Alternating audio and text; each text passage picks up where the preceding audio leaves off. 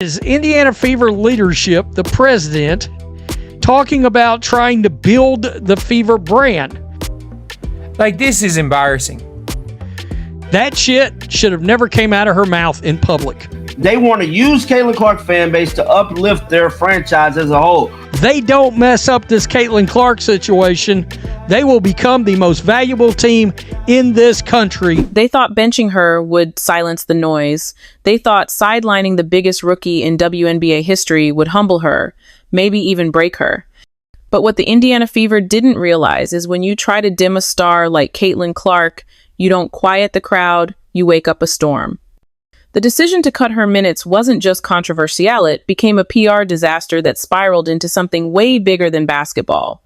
Fans are furious, sponsors are watching, and now the very franchise that tried to control the spotlight is being crushed. But it is Indiana Fever leadership, the president, talking about trying to build the Fever brand under the weight of its own miscalculation. It all started with a shocking coaching move. Caitlin Clark, the most anticipated rookie the WNBA has ever seen, was repeatedly benched during critical minutes.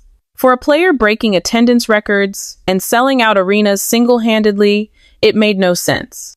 Fans tuned in expecting magic, but instead saw their favorite player planted on the sidelines. Social media... No, you don't. You don't have any opportunity. You have one opportunity.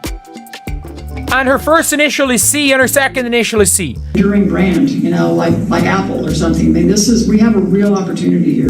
Media turned volcanic number Free Caitlin began trending, while sports networks couldn't ignore the elephant in the room. Everyone was asking the same thing. Why are the Indiana Fever benching the very player saving their league? The fallout was instant. Top commentators like Stephen A. Smith and Charles Barkley didn't hold back. They called the move insane and self-sabotage. Former WNBA legends chimed in, saying this was deeper than strategy, it looked personal. Was it jealousy? Was it politics? As speculation grew, so did Caitlin's value. Her jersey sold out nationwide. Tickets... It's like the only organization that doesn't want to build around Caitlin Clark is the organization she's currently at. Opportunity. You have one opportunity. And her first initial is C and her second initial is C. You could replace Caitlin Clark with the second biggest star in the WNBA, which is Angel Reese. For Fever game show and away ski rocketed. Ironically, the more the team tried to shrink her role, the bigger her presence became. Even NBA players started tweeting in support of her, calling the Fever's treatment a clown show. Then came the leaks. Whispers from inside the Fever camp suggested the issue wasn't just coaching, it was chemistry. Some teammates, allegedly, weren't thrilled about the spotlight Clark brought. They felt overshadowed.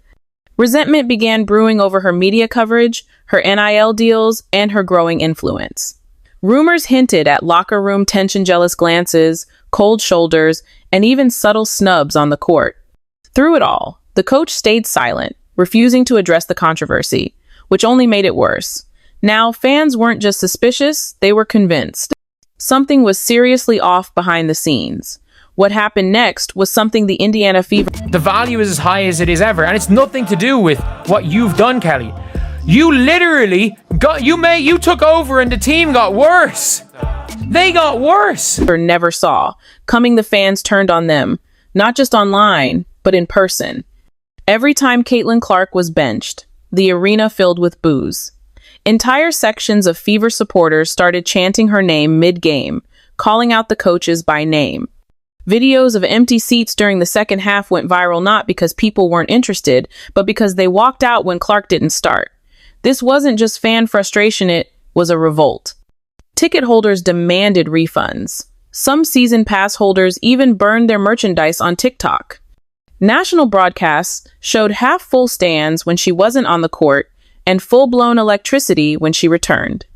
It became impossible to ignore. This wasn't just a basketball game anymore, this was a movement. And when sponsors started quietly reaching out to the WNBA, asking why the league's biggest draw was being dimmed, that's when things got serious. Suddenly, you cannot push aside your greatest assets, sideline them. You cannot... you can't take the spotlight off of them. It wasn't just the Fever under pressure, it was the entire WNBA. The league had sold Caitlin Clark as the face of a new era, and now that very promise was unraveling on live television. Executives at the league office started scrambling. Behind closed doors, meetings were held. Communications teams were ordered to restructure messaging. New media policies were quietly introduced to shift attention back to Clark, regardless of what the Fever were doing. But the most telling sign? League officials allegedly warned the Fever that their handling of Clark could affect future league support translation, fix it, or risk losing everything. Rumors leaked that broadcasters were furious. You could replace Caitlin Clark with the second biggest star in the WNBA, which is Angel Reese, and your viewership would tank by 70%. Behind the scenes, they'd built entire segments around Clark, only to be stuck cutting to empty benches. Viewership data didn't lie. When Clark played, the ratings soared. When she sat, they tanked. And just like that, the WNBA realized something crucial. Caitlin Clark wasn't just a player. She was the product. And they were failing to deliver it. Through all the chaos, Clark said almost nothing. No call-outs, no social... The fandom is in pure crash-out mode. Somebody exposed something out there. Media rants, no behind-the-scenes drama from her side. But her response came loud and clear on the court. The second she was given minutes, she made them unforgettable. Career-high assists, half-court shots, ridiculous steals. She played like every possession was personal. Fans noticed. Commentators noticed. Even rival players started nodding in respect. And then there were the subtle signs, the ones that told a deeper story. A long stare down the bench after a buzzer beater. A smirk during post-game interviews when asked about the team's strategy. Nothing she said broke headlines, but everything she did made headlines. Caitlin Clark didn't need to defend herself. Her game was doing all the talking, and what it was... This team could blow a massive opportunity. I said yesterday, I think Indiana is the best place for because it's a Midwest team. Saying, try to dim me again, I dare you. The damage wasn't limited to fans or optics. The Indiana Fever's reputation was in freefall. Across sports media, analysts began calling out the front office, pointing to a pattern of poor decision-making. How do you mishandle the biggest star in your franchise history, possibly the league's history, within just weeks of her arrival?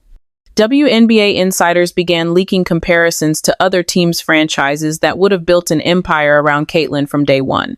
Built campaigns, created endorsement funnels, structured playbooks entirely around her skill set.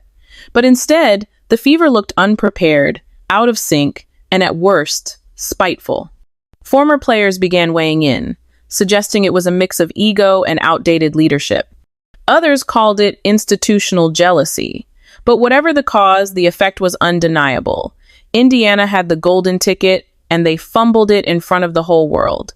Now, the question on everyone's mind is, can they recover? Or is it already too late? In a last-minute pivot, the Fever began making changes. Clark was starting more games, her minutes increased. The team started putting her in highlight reels again.